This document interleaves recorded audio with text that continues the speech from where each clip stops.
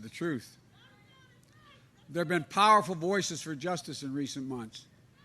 George Floyd's 6-year-old daughter, who I met with in the family, I knelt down to say hi to her, and she looked at me and said, "Mr. Vice President, Daddy changed the world. Daddy changed the world." Jacob Blake's mother, with whom I met, since violence didn't reflect her son, and this nation needs healing, and then said she prayed for the police officers.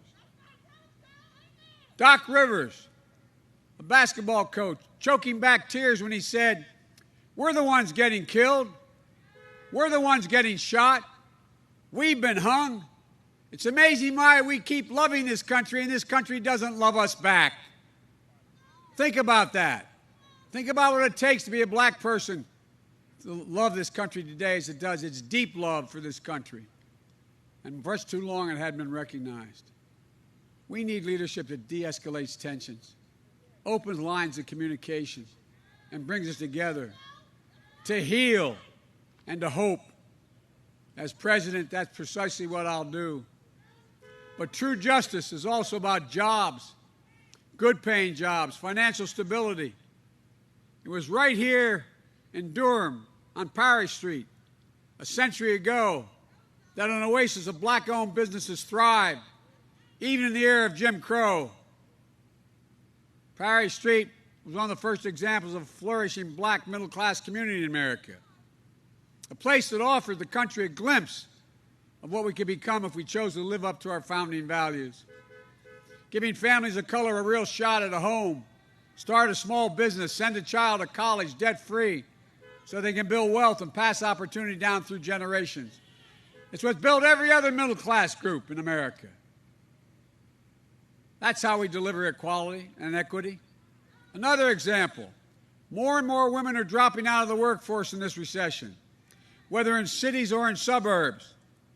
I have a plan to deal with this pandemic responsibly: testing, tracing, masking, not politicizing a race for a vaccine, planning for its safe and equitable distribution, providing funding for PPE and other resources for schools to reopen safely, easing the caregiving crisis so many families are experiencing, squeezed between raising your kids and caring for an aging loved one, and protecting your health care. In the middle of this pandemic, why do Republicans have the time to hold a hearing on the Supreme Court instead of addressing the significant economic needs of local communities?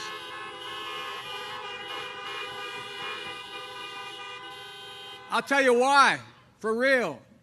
Not hyperbole, I'll tell you why. It's about wiping Obamacare off the books. That's what it's about. Because their nominee has said in the past the law should be struck down. If they get their way, 100 million Americans will lose their protections for pre-existing conditions. Complications of COVID-19, over 7 million people infected, will become the next pre-existing condition, allowing insurers to jack up your premiums or deny your coverage altogether. And women will again be charged more for their health just because they are women. Folks, we can do so much better. I will build on the Affordable Care Act so you can keep your private insurance. You can choose a Medicare-like option. We're going to increase subsidies and lower your premiums and deductibles and out-of-pocket spending. Look, your governor's been working hard to expand Medicaid, but it's being blocked by Republican legislature. My plan will automatically enroll 357,000 uninsured North Carolinians in a public option for free, automatically. And it's going to make a life-changing difference for so many families. We can only do any of this if we come together as a country. We need to revive the spirit of bipartisanship in this country, a spirit of being able to work with one another. When I say that, and I said that from the moment I announced, I'm told that, well, maybe you used to be able to do that, Joe. That was your reputation in the Senate and Vice President, but things have changed. They don't work that way anymore. Well, I'm here to tell you they can and they will, and they must, if we're going to get anything done in America.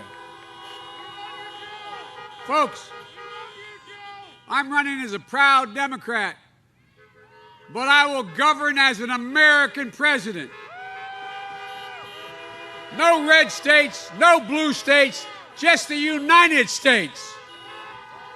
I promise you.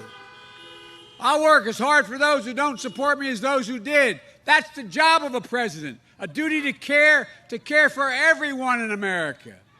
Folks, and you too have a sacred duty to vote, and it matters. North Carolina matters. And Senator Harris and I are asking you for your trust and support. We'll always have your back, I promise you. So please, please vote and help get out the vote. Go to iwillvote.com/NC. Early voting started on Thursday. We got to keep the incredible momentum going. We can't let up. You can vote early in person until the 31st, but don't wait. Go vote today, and don't just vote for me and Senator Harris. You've got a governor's race, a Senate race, a record number of black women on the ballot, Congress and Lieutenant Governor, Labor Commissioner, and the courts. Folks, they're ready to deliver for North Carolina families. So vote. Vote. It's time. It really is time. When I announced my candidacy, I hadn't planned on running again, to be very blunt, and I've said it before. My son had just died, and I had no interest. And then I saw those folks coming out of the fields in Charlottesville, carrying torches. Close your eyes, remember what it looked like. Their veins bulging, shouting anti-Semitic bile, the same bile that was shouted in the streets of Germany in the 30s, carrying Nazi flags, accompanied by the Ku Klux Klan. And a young woman was killed who was protesting the opposite direction. And when asked presidents to comment, this president said something no other president has ever said in the history of the United States of America. He said, there were very fine people on both sides. Very fine people. Folks, I mean it when I say this. It's time to restore America's soul. It's time to rebuild the backbone of America, the middle class, and this time bring everybody along, no matter your race, your age, your religion, your gender, ethnicity, or disability. We can do this. The blinders have been taken off the American people. They've seen what's happened. It's time to unite America. Look, I'll never forget what President Kennedy said when I was a kid and we were going to the moon. Every kid in school had to hear his speech. He used a line in that speech my Senate colleagues and the White House heard me use all the time. It made the most impression on me. He asked the unasked question, why are we doing this? And his response was, he said, because we refuse to postpone. This is America. We refuse to postpone America's work that must be done. There's nothing beyond our capacity. We have never, never, never, never failed. There's no limit on our future. The only thing that can tear America apart is America itself. Everybody knows who Donald Trump is, so let's let them know who we are. We choose hope over fear. We choose unity over division, science over fiction. And yes, we choose truth over lies. So folks, it's time to stand up. Stand up and take back our democracy. No more time left. God bless you all, and may God protect our troops.